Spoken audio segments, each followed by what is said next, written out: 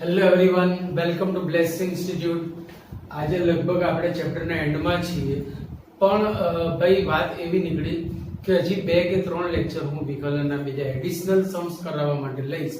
એટલે જે આપણી વાત હતી આવતા વીકમાં સંકલન ચાલુ કરવાની, એ થોડી બ્રેક થાય છે. આવતું નહીં પણ એના પછીના વીકથી આપણું સંકલન ચાલુ થશે. ધ્યાન રાખજો, કારણ કે થોડા સારા સારા જે સમ્સ છે, એક્ઝામ ઓરિએન્ટેડ સમ્સ છે, જે છેલ્લે કરાવવા જ પડતા હોય છે, તો કેમ ચેપ્ટરની અંદર જ નહીં એમ માની અને આપણે સંકલન એના પછીના વીકમાં, કાલ આવતા નહીં એના પછીના વીકમાં આપણે સંકલન ચાલુ કરીશું. એટલે ભલે તમે આ ગીત ગાતા હોય કે ઝૂમતા સંકલન દેખો આયા, પણ વાર છે, એક વીકની વાર છે. પછી આપણે કહીશું સંકલનને દાખલે પરેશાએ, मैंने जो दाखले किए आंसर भी आने लगे, ઝુમ ઝુમા કે ये संकलन चला. બસ એવું તમે એના પછીના વીકથી કહેશો. સો લેટ વી સ્ટાર્ટ. આપણે જ્યાંથી દાખલા બાકી છે ત્યાંથી જે મેં તમને ટીક કરાયા હતા એ બધા દાખલા, એમાં 2 સમ્સ મેં તમને કરાયેલા હતા અને બાકીનાથી આપણે આગળ જઈશું. દાખલા નંબર 6 ચોપડી લઈને બેસજો. છઠ્ઠો દાખલો જે તમે જાણો છો આપણે કરાવવાનો છે. એક્ચ્યુઅલી આ દાખલો આખો ચેપ્ટર 2 માં થઈ ગયેલો છે, આખો દાખલો. એટલે જો હું કદાચ ના બી કરાવું ને તો પણ ચાલે. એટલે ચેપ્ટર 2 પ્રમાણે કરણી લઈ આ દાખલો તમને હોમવર્કમાં આપું છું. ચેપ્ટર 2 પ્રમાણે આ દાખલો તમે આખો કરી શકો છો. y x/2 કરણી લઈને આ હોમવર્કમાં આપું મેં કે ભાઈ આને √1 + sin +√1 - sin વડે અંશ અને છેદને ગુણશો ને તો તમારું આખું કામ થઈ અને x/2 આવી જશે. અને x/2 આવ્યા પછી તમે આવું કહી શકો કે x ની સાપેક્ષે વિકલન કરતા dy/dx = 1/2 એનો જવાબ થઈ જશે. એટલે દાખલામાં વિકલનમાં કશું જ નથી. જે કઈ પ્રોસેસ છે એ આખી પ્રોસેસ ત્રિકોણમિતિય પ્રતિવિધેયના સાદો રૂપની છે. બરાબર યાદ રાખજો. એના પછીનો દાખલો આપણે જોઈએ તો 8મો દાખલો y = cos of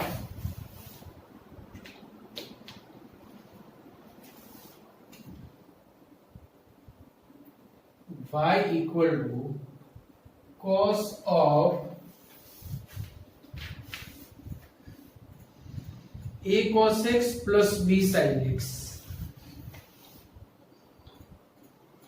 a cos x plus b sin x, જ્યાં ચોપડીમાં કીધું છે સ્મોલ a અને સ્મોલ b એ અચળ છે, સ્મોલ a અને સ્મોલ b એ અચળ છે એવું આપણને અહીંયા કહી દીધું છે. બરાબર. સો આનું મારે વિકલન કરવું છે dy/dx જોઈએ છે. હવે ઘણા લોકો આને y ધારીને દાખલો કરાવે છે, ઘણા d/dx cos આ એવું પણ કરતા હોય છે. બંને રીત સાચી છે. રીત એ સ્વરૂપ બદલવાથી અથવા આવું લખવાથી ક્યાંય માર્ક જવાનો નથી. આ સીધું મિસ્ટર x ની રીતે આપણું વિકલન થઈ જશે.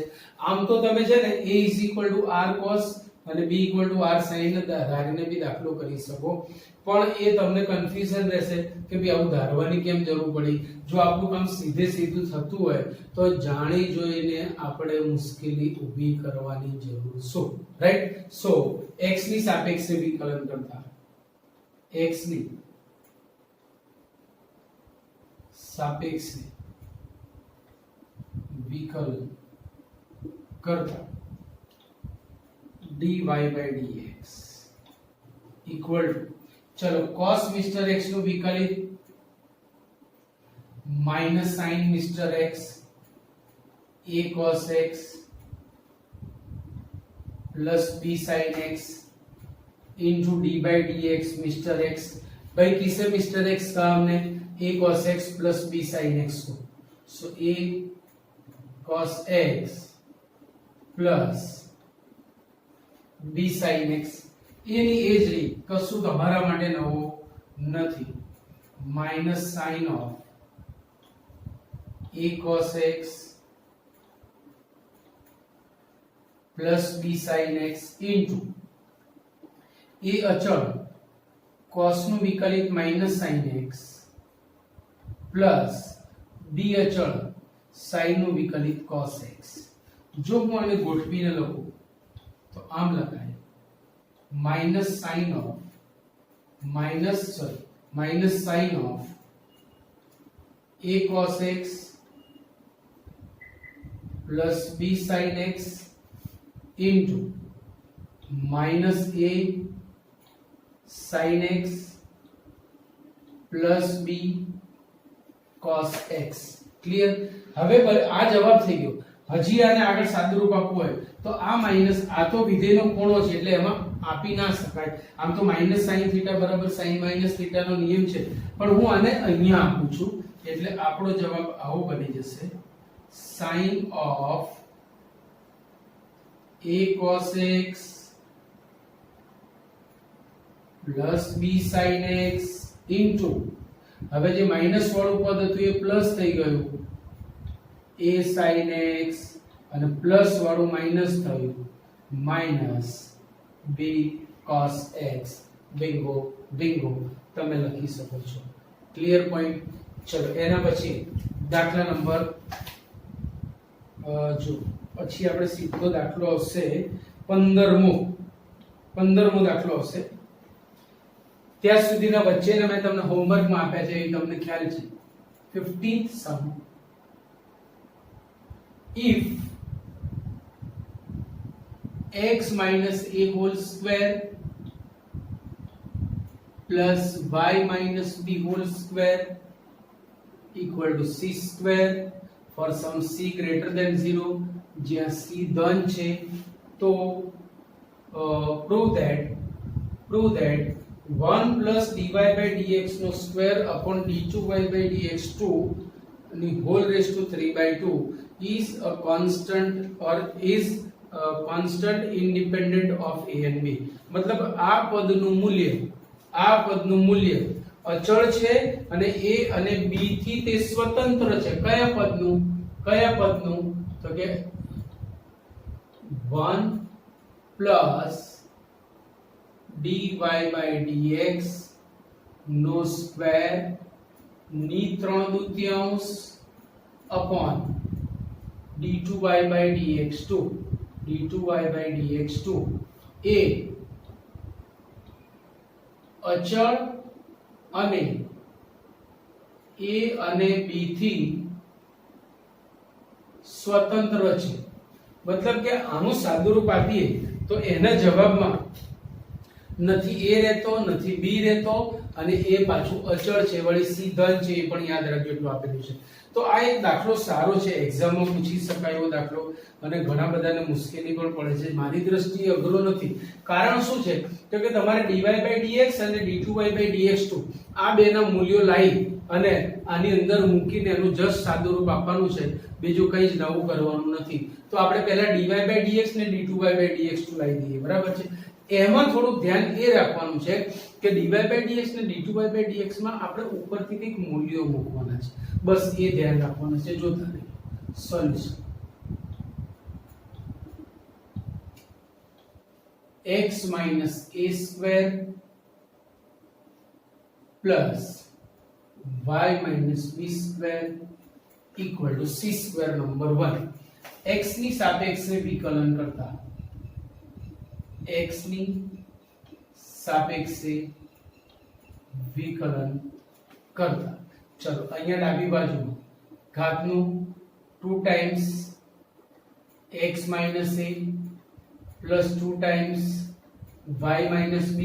હવે 2 times x minus a પછી x minus a નું કરવાનું તો x નું 1 થાય ને a નું 0 થયું એટલે લખવાની જરૂર નથી. હવે મિસ્ટર x raised to 2 નું 2 mister x raised to 1 into આનું તો y નું થશે dy by dx dy by અને b નું 0 થશે equal to c square નું બી 0 થશે. હવે 2 કોમન નીકળીને 0 ના છેદમાં જતા રહ્યા અને પછી જો હું dy by dx ને સૂત્રનો કરતા બનાવું તો એ થશે minus x minus a upon y minus b. અને આશા રાખું છું કે આટલું સાદુરૂપ આપતા તો તમને પણ આવડે જ છે.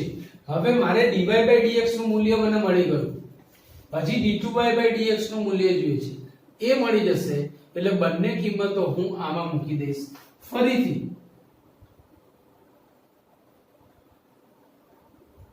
x ની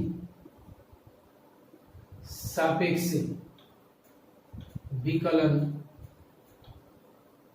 કરતા ડાબી બાજુમાં આવશે d2y by dx2 is equal to, અહીંયા ભાગાકારનો નિયમ, માઈનસ તો આગળ છે, છેદમાં છેદનો વર્ગ, છેદમાં છેદનો વર્ગ, અંશમાં છેદ એટલે કે y માઈનસ b ગુણ્યા અંશનું વિકલન, x માઈનસ a માં x નું 1 અને a નું 0 માઈનસ અંશ એટલે કે x માઈનસ a ગુણ્યા છેદનું વિકલન, y નું dy by dx અને b નું 0 બરાબર. ધ્યાનથી લખજો આ નહીતર લોચા પડશે. હવે અહીંયા હું 1 પરથી સોરી 2 પરથી dy by dx ની કિંમત મૂકું છું. So minus y minus b. હવે I માઈનસ છે ને અહીંયા માઈનસ છે એટલે પ્લસ થશે. Plus x minus a into x minus a upon y minus b whole upon આ આખાની માઈનસ નો whole upon y minus b નો સ્ક્વેર. બોલો આટલી વસ્તુ ક્લિયર થઈ ગઈ. હવે અંશનો y માઈનસ b લસા લઉં છું.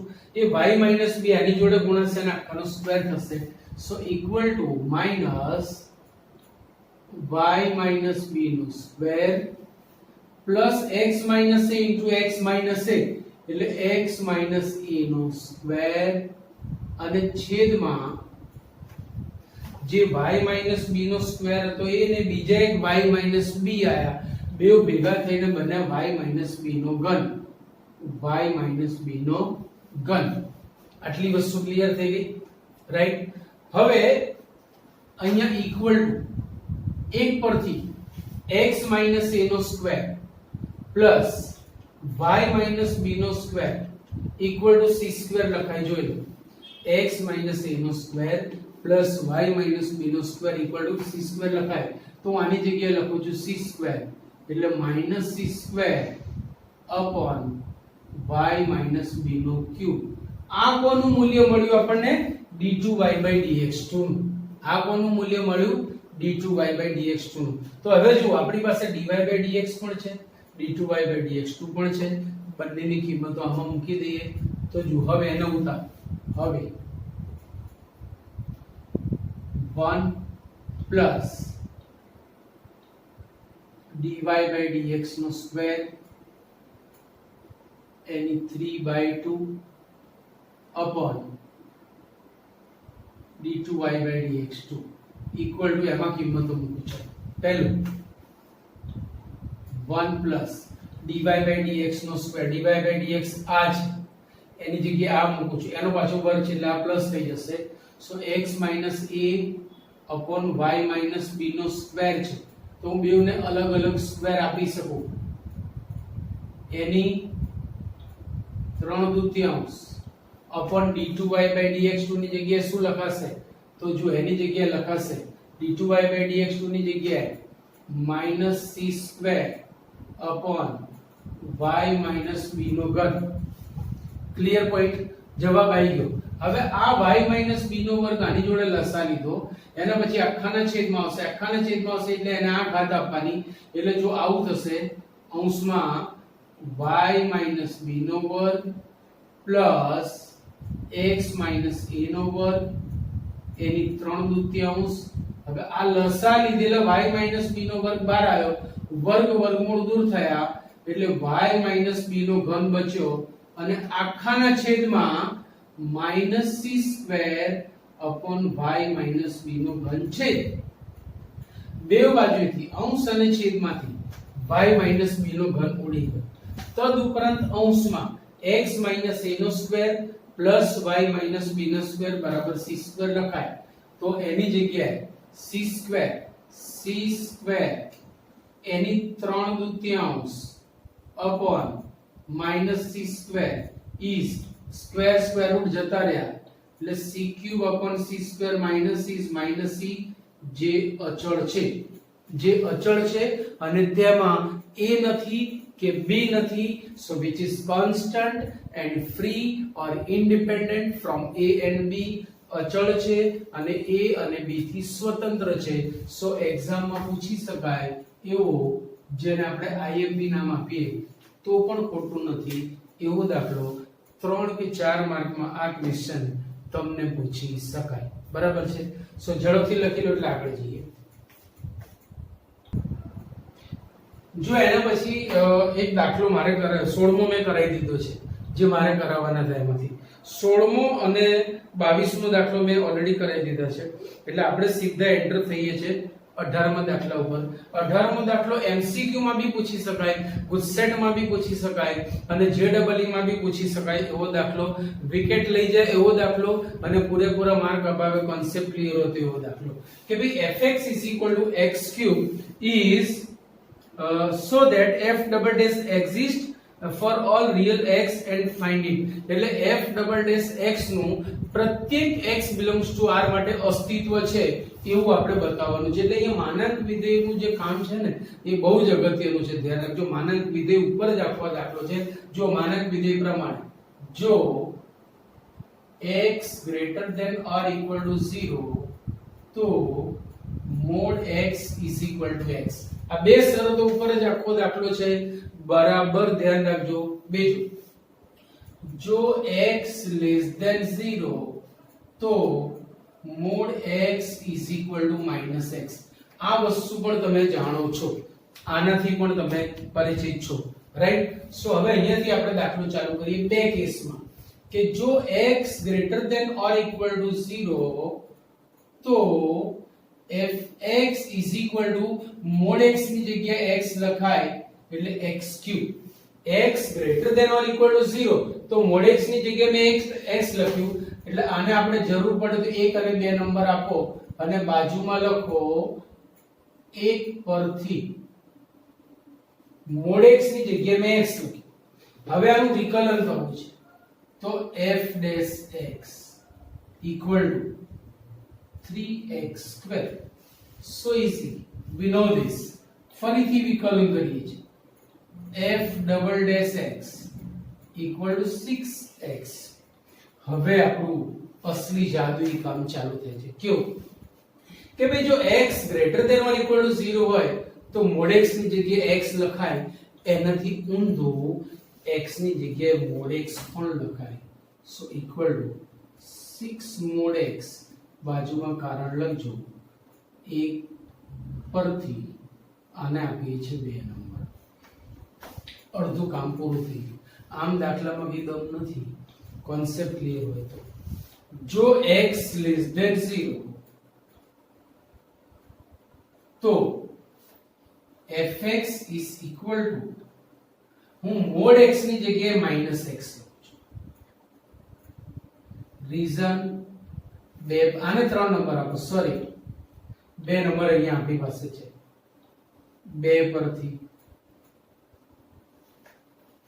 માઈનસ x નો ઘન માઈનસ x³ જ થશે કારણ કે minus x into minus x, so it will be minus x³. હવે હું x ની સાપેક્ષે આનું વિકલન કરું છું. જોતા રહેજો. f dash x ये बनेगा minus 3x². गेटिंग करो ना? चलो f double dash x ये बनेगा minus 6x.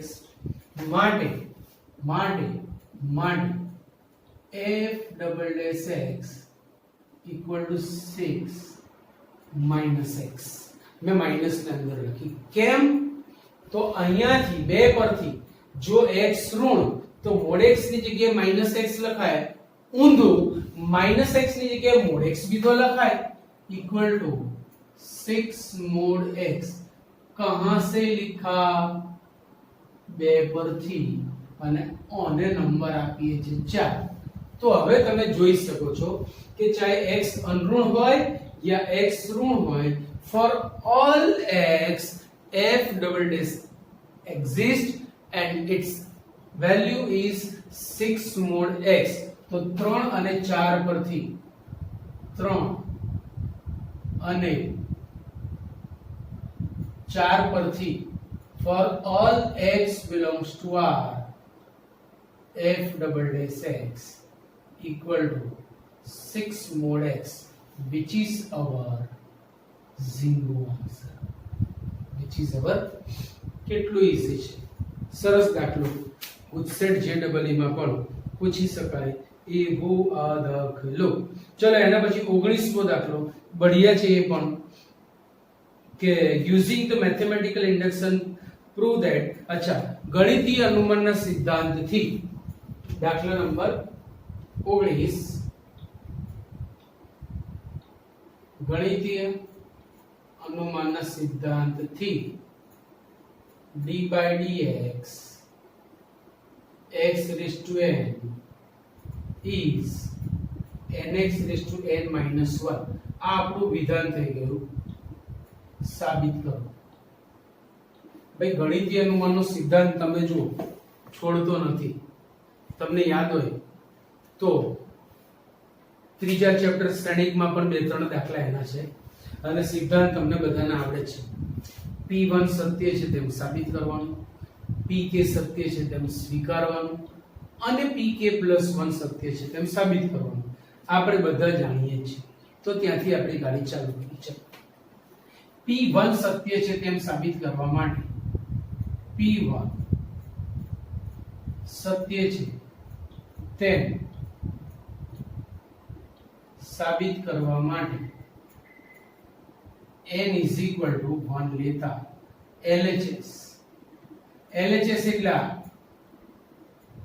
d by dx x ની 1 અને d by dx x એટલે 1 x નું x ની સાપેક્ષે વિકલિત 1 થાય RHS માં n ની જગ્યાએ 1 લેતા 1 into x raised to 0 is 1 therefore LHS equal to RHS અને માટે P1 સત્ય છે માટે P1 સત્ય છે બહુ આસાનીથી આપણે લઈ શકીએ ધારો કે PK સત્ય છે આપણે લઈ લેવાનું છે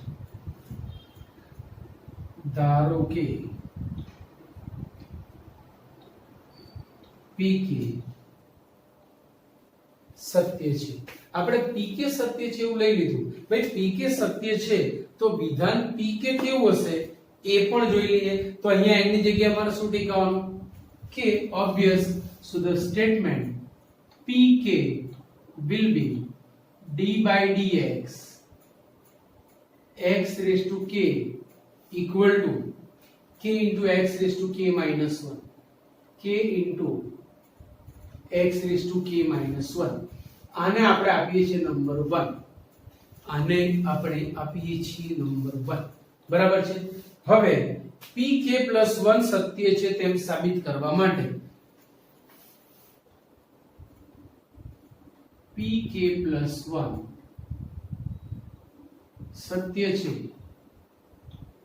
તેમ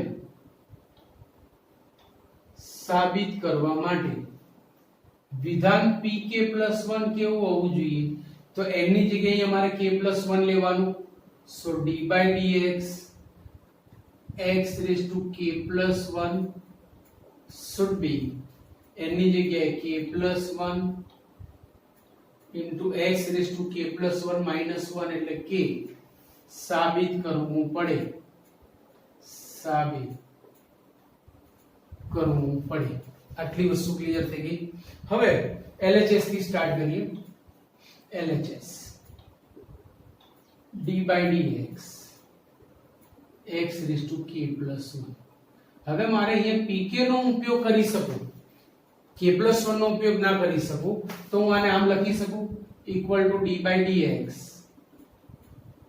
x raised to k into x કારણ કે pk સત્ય છે એટલે d by dx x raised to k ની જગ્યાએ k into x raise to k minus 1 અને b1 તો સત્ય છે એટલે તમને ખબર જ છે.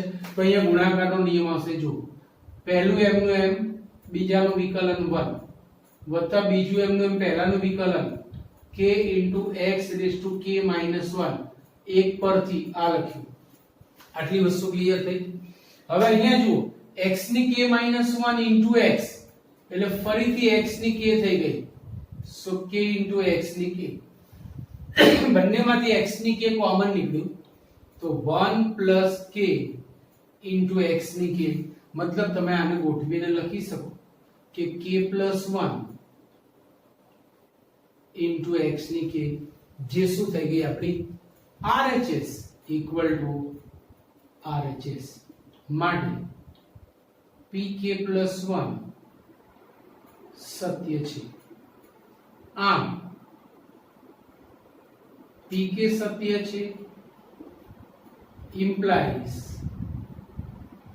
pk પ્લસ 1 સત્ય છે અને માટે વિધાન n belongs to n માટે સત્ય છે. કેટલું ઈઝી છે આ તો તમને આવડવું જ જોઈએ. ક્લિયર. હજી બે ત્રણ દાખલા બાકી છે એટલે આજે આ સ્વાધ્યાયને આપણે પૂર્ણાહુતિ જ કરવા માંગીએ છીએ જેથી કરીને આવતા લેક્ચરમાં હું તમને બહારના થોડા સારા દાખલા કરાવી શકું. લખી લો. એના પછી આવે છે 20મો દાખલો. 20મા દાખલામાં આપણને કીધું છે કે sin a plus b is equal to sin a cos b plus cos a sin b નો ઉપયોગ કરી અને કોસાઇન ફોર્મ્યુલા વ્યાખ્યાયિત કરો. cos થી શરૂઆત નથી કરવાની, શરૂઆત sin થી કરવાની છે અને cos નું સૂત્ર આપણે તારવવાનું છે. અને એમાં આપણને પાછું એવું કીધું છે કે a અને b x ના વિધેયો છે. જ્યાં a અને b x ના વિધેયો છે, જ્યાં a અને b x ના વિધેયો છે મતલબ એમનું વિકલિત શૂન્ય નહીં થાય. ચોપડીમાં ક્લેરિફાઈ કર્યું નથી પણ જૂના કોર્સ અથવા જૂની ચોપડીઓના આધારે હું કહું છું કે એવું આપવું જ પડે નહીંતર મુશ્કેલી થાય. બરાબર છે. જો a અને b અચળ હોય તો sin a plus b પણ અચળ થાય અને અચળનું વિકલિત શૂન્ય થાય એવું તમે જાણો છો. એટલે અહીંયા a અને b x ના વિધેયો છે એવું બુકમાં ભલે નથી આપ્યું પણ આપણે માનીને જ દાખલો કરવાનો કારણ કે એ જ એની સાચી રકમ છે. તો જુઓ x ની સાપેક્ષે વિકલન કરતા બંને બાજુએ x ની સાપેક્ષે વિકલન કરતા d by dx sin a plus b equal to d by dx sin a cos b સરવાળામાં મેં અલગ આપી દીધું d by dx cos a sin b. અહીંયા પણ ગુણાકારનો નિયમ આવશે, અહીંયા પણ ગુણાકારનો નિયમ. બાકી વિકલનનું કામ હવે તમને પાક્કું આવડે છે. તમે ઘૂઘરા જેવા થઈ ગયા. હવે તમારા માટે નવું કશું છે નહીં. ચલો sin મિસ્ટર x નું વિકલિત cos mister x into d by dx Mr. X. Who is Mr. X? A plus b is Mr. X. આ ડાબી બાજુની વાત પૂરી થઈ ગઈ. જમણી બાજુમાં ગુણાકારનો નિયમ. પહેલું m નું m, બીજાનું વિકલન cos Mr. X નું minus sin Mr. X into d by dx Mr. X. હવે b પોતે x નું વિધેય છે એટલે એનું વિકલિત શૂન્ય તો નહીં થાય. એટલે અત્યારે શું થશે આપણને ખબર નથી એટલે આપણે લખીશું db by dx વત્તા જો પહેલું m નું m બીજાનું વિકલન વત્તા બીજું m નું m cos b પહેલાનું વિકલિત sin a નું વિકલિત cos a અને a નું થશે d by dx Mr. x એટલે da by dx. સિમિલરલી જે અહીંયા બાકી છે પ્લસ પહેલું m નું m sin Mr. x નું વિકલિત cos Mr. x એટલે કે cos b into db by dx વત્તા sin b as it is બીજું એમનું એમ પહેલાનું cos નું minus sin a into dA by dx. લગભગ આટલી બધાને ખબર પડી ગઈ હશે. જે છે એ જ આ જ મેઇન સ્ટેપ છે. આ આવડ્યું તો વાર્તા પૂરી. હવે ડાબી બાજુ therefore cos a plus b into dA by dx plus dB by dx equal to આ માઈનસ આગળ આપી એટલે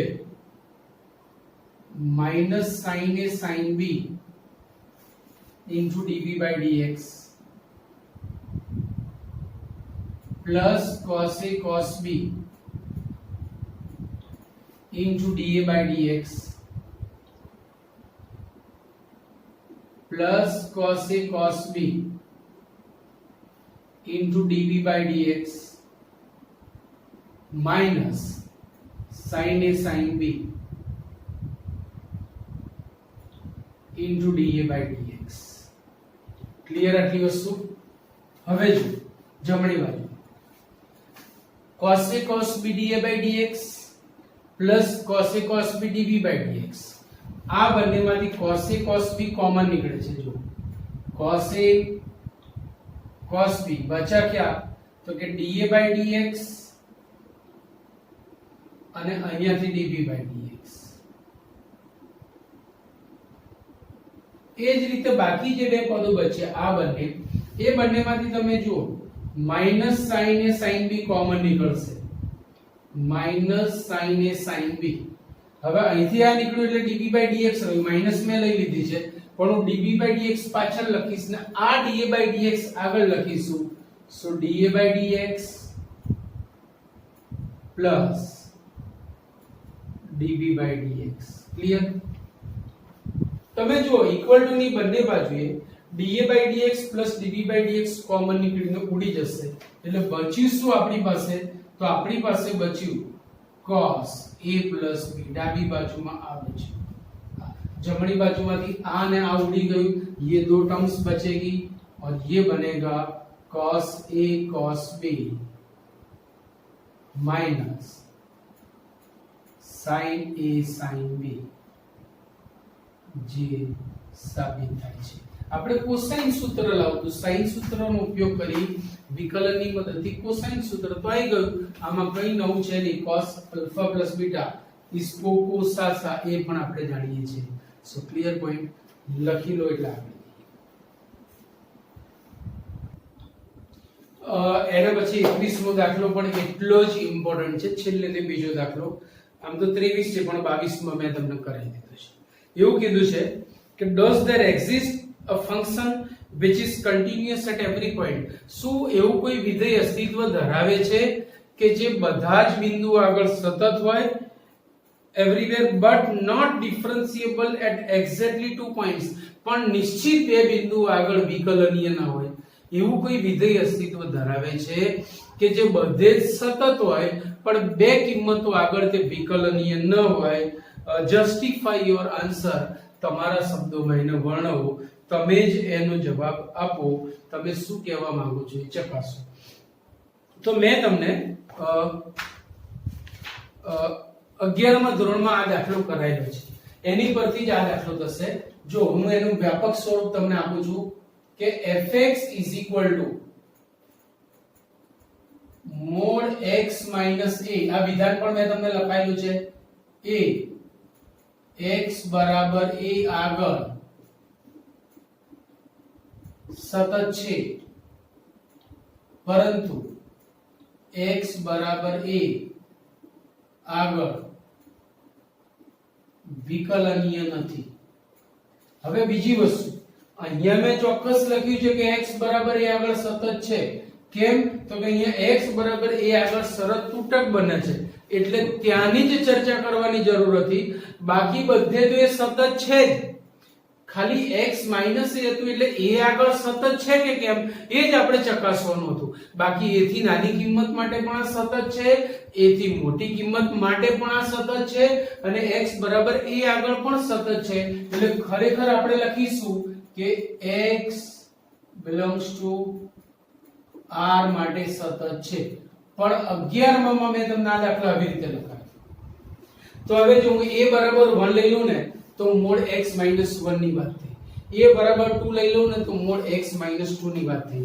એટલે આ જે વિધેય બનશે એના માટે આપણે એવું કહી શકીશું કે વિધેય f A x belongs to r માટે સતત છે પણ 1 અને 2 આગળ વિકલનીય નથી. 1 અને 2 આગળ વિકલનીય નથી. તો કેવી રીતે કહેવાય? તો જો અડધો દાખલો હું કરાઈશ ને અડધો તમને કરવા આપીશ. બરાબર ધ્યાનથી જોજો. ચલો પહેલા fx mod x 1. હવે મારે એવું સાબિત કરવું છે કે 1 સિવાયની બધી કિંમતો માટે આ સતત છે. x બરાબર 1 સિવાયની બધી જ કિંમતો માટે આ સતત છે. હવે 1 માટે છે કે નહીં એ આપણે ચકાસવું છે. તો જો 1 માટે સતત લાવવા માટે 1 નું મૂલ્ય, 1 નું જબાનું લક્ષ અને 1 નું ડાબાનું લક્ષ ત્રણે ત્રણ મળવા જોઈએ અને સમાન થવા જોઈએ. તો પહેલું f1 is mod 1 minus 1 is 0 number 1. હવે જબા ડાબાનું લક્ષ. હવે limit x tends to 1 plus mod x minus 1. x એ 1 ને જમણી બાજુએથી અનુલક્ષે છે માટે x એ 1 કરતા મોટો છે માટે x minus 1 ધન છે માટે mod x minus 1 બરાબર x minus 1 થાય. so equal to limit x tends to 1 plus. હવે માનાંક દૂર થઈ ગયું. આથી લક્ષ આપી શકાય. હું લક્ષ આપું છું એટલે કે 1 minus 1 is equal to 0. આમ વિધેયનું મૂલ્ય 0 છે વળી તેનું જબાનું લક્ષ પણ 0 છે. હવે ડાબાનું લક્ષ તથા limit x tends to 1 minus fx. એક સ્ટેપ વધારે અહીંયા લખ્યું નથી મેં ડાયરેક્ટ લખ્યું તો ચાલો. Limit x tends to 1 minus mod x minus 1. x એ 1 ને ડાબી બાજુએથી અનુલક્ષે છે. so x is smaller than 1. so x minus 1 is smaller than 0. x minus 1 એ 0 કરતા નાના છે. so mod x minus 1 बनेगा minus x minus 1 by the definition of modulus. આ બધી જ વસ્તુ આગળ સમજાયેલી છે અને તમને ખબર પણ છે. આથી પહેલા હું માનાંક દૂર કરીશ પછી જ લક્ષ આપી શકીશ. so 1 minus x minus 1. હવે લક્ષ આપ્યું is 0 નંબર 3. આમ તમે જોઈ શકો છો કે ભાઈ 1 સિવાયની તો કિંમતો આગળ આ વિધેય સતત છે જ.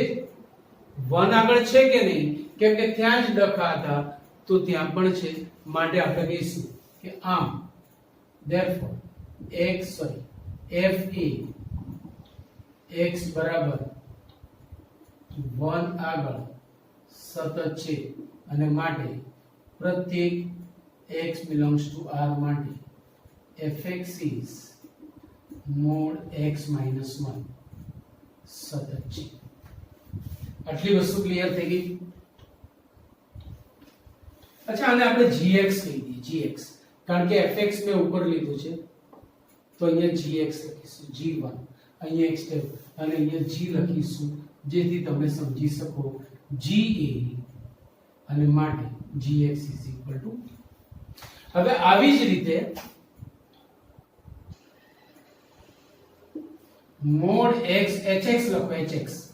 hx = mod x minus 2 માટે તમે આખું સાદું રૂપ જાણ આ બધું લખવાનું ખાલી 1 ની જગ્યાએ 2 બાકી બધું જાણવું કરી શકો. આટલી વસ્તુ ક્લિયર થઈ ગઈ. હવે x - mod x - 1 એ વિકલનીય નથી એ મારે બતાવવું છે. સતત મેં બતાવી દીધું તો x બરાબર 1 આગળ વિકલનીય નથી એ બતાવવું છે. હવે જોતા રહો કે હવે gx = mod x minus 1 માટે g'1 is equal to limit x tends to 1 gx minus g1 વિકલનની વ્યાખ્યા પરથી મેં લખ્યું gx ની જગ્યાએ mod x - 1 આવશે. So limit x tends to 1 mod x - 1 g1 will be 0 upon x - 1. આ પણ તમે જાણો છો એટલે આ પદ આવું થઈ ગયું equal to limit x tends to 1 mod x - 1 upon x - 1 number 4. હવે અહીંથી પાછું માનાંક આવ્યું એટલે આના ડાબા જબાના લક્ષની ચર્ચા કરવાની. ડાબા જબાના લક્ષની ચર્ચા કર્યા પછી આનું ડાબાનું અને જબાનું લક્ષ ભિન્ન આવશે. આ દાખલો પણ આગળ થયેલો છે, ફરીથી રિવિઝન થશે. તો હવે જો હવે આના ડાબા જબાના લક્ષની ચર્ચા. Limit x tends to 1 plus mod x - 1 upon x - 1. આ ચર્ચા થયેલી છે, આની જગ્યાએ સીધું લખાય, તમે જાણો છો એટલે હું સીધું ટીકાઈ દઉં છું. 1 plus x - 1 upon x - 1 ગયા. અચળનું લક્ષ તે પોતે છે નંબર 5 તથા limit x tends to 1 minus mod x - 1 upon x - 1. ડાબાની પણ ચર્ચા થયેલી છે. સો limit x tends to 1 minus x - 1 upon x - 1 is. હવે અહીંયા તમે જો કે ડાબા જબાના લક્ષ ભિન્ન આવે. therefore limit x tends to 1 mod x - 1 upon x - 1 નું અસ્તિત્વ નથી. ક્યાંથી લખ્યું? 5 અને 6 પરથી. બંને સમાન નથી. આનું અસ્તિત્વ નથી તો આનું નથી એટલે g'1 ન મળે. g'1 ન મળે અને માટે gx is equal to mod x - 1 A x બરાબર 1. આગળ વિકલનીય નથી. જેવું મેં mod x - 1 માટે કીધું તેવી જ રીતે hx is equal to mod માટે તમે જાતે કરી શકો. બહુ મોટો દાખલો 4 યા 5 માર્કનો દાખલો થયો. મેં બધી જ વસ્તુ તમને સમજાવી. રકમ બી આપણે જાતે જ લીધી છે. આ એક દાખલો કરો એટલે બધા થઈ જાય. પહેલા 1 માટે સતત છે, 1 માટે વિકલન, 2 માટે સતત છે હું સાબિત કર્યું એટલે બધે સતત છે. પછી 1 આગળ વિકલનીય નથી, આ જ રીતે 2 આગળ વિકલનીય નથી. આમ વિધેય fx gx hx એ તમામ વાસ્તવિક સંખ્યા માટે સતત છે પણ 1 અને 2 માટે વિકલનીય નથી. એ દાખલો આખો તમે લખી શકો છો. એટલે છેલ્લું વિધાન આવું આવશે. આમ fx gx hx A x belongs to r માટે સતત છે પરંતુ x is equal to 1 તથા x is equal to 2 આગળ વિકલનીય નથી. બોલો ક્લિયર પોઈન્ટ? તો છેલ્લો દાખલો આપણો બાકી રહ્યો છે એ તમને કરી દઉં એટલે આપણી વાર્તા અહીંયા પૂરી થઈ જાય. દાખલા નંબર 23 આટલામાં આવી જશે. બહુ શાંતિથી કરવાનો છે, ધ્યાનથી જોજો. y equal to e raised to a cos inverse x. તો આ સાબિત કરો. y is equal to e raised to a cos inverse x. જૂની ચોપડીમાં m cos inverse x આપ્યું હતું, એની જગ્યાએ m હતું. આટલામાં હું જવાબ લઈ દઈશ, ચિંતા ના કરતા. બહુ જ ઈઝી છે. વિકલનમાં આપણે ક્યારેય બને ત્યાં સુધી ભાગાકારનો નિયમ દ્વિતીય વિકલનમાં નથી લાવતા અને વર્ગ પણ નથી કરતા. અને જે સાબિત કરવાનું પરિણામ છે તમારી પાસે ચોપડીમાં છે, જોતા રહેજો. ચલો x ની સાપેક્ષે વિકલન કરતા y1 e raised to Mr. x નું e raised to Mr. x into d by dx Mr. x. a cos inverse x નું વિકલિત થશે minus a upon under root. બોલો ક્લિયર? હવે હું √1 - x² ને આ બાજુ આપું છું અને e raised to a cos inverse x ની જગ્યાએ y1 ટીકાવું છું. સો √1 - x² y1 is equal to y into minus a minus ay number 2 ક્યાંથી લખ્યું? 1 પરથી. કઈ દમ નથી દાખલામાં. હવે ગુણાકારનો નિયમ આવશે કયો ભાઈ? પહેલું એમનું એમ √1 - x² y1 નું y2 વત્તા y1 એમનું એમ √1 - x² નું તમે જાતે કરજો, હું ડાયરેક્ટ જવાબ લખું છું.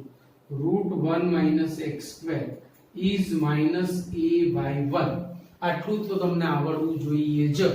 હવે √1 - x² મેં લસા લીધો, આની જોડે કોણ આવ્યું એટલે 1 - x² y2 minus xy1 equal to minus a into y1 into √1 - x². y1 into √1 - x² ની જગ્યાએ તમે minus ay લખી શકો, minus ay બે પરથી, અને પછી તમારા દાખલાનો જવાબ આવી ગયો. પછી મારે કાંઈ કહેવાની જરૂર પડતી નથી, એટલે અહીંથી દાખલો તમે પૂરો કરી શકો છો. બે જ સ્ટેપ બાકી છે. આટલું બધું કરાયા પછી વિકલન લખવું તો આવડે જ ભાઈ, બરાબર છે. તો ચોપડીની તમામ વાતો આપણે અહીંયા પૂરી થાય છે. જે બહારના મારે થોડા સારા દાખલા વિકલનમાં એક દરિયો પ્રકાર છે, એ સિવાય બીજા થોડા બે ત્રણ સારા દાખલા જે ફ્રીક્વન્ટલી બોર્ડ એક્ઝામમાં પૂછાય છે એવા મારે તમને કરાવવા છે. તો આજે અહીંયા સુધી રાખીએ છીએ. આવતા વીકમાં આપણે બે લેક્ચરમાં પૂરું કરીને સંકલન ચાલુ કરીશું. ઓકે, સે યુ, બાય.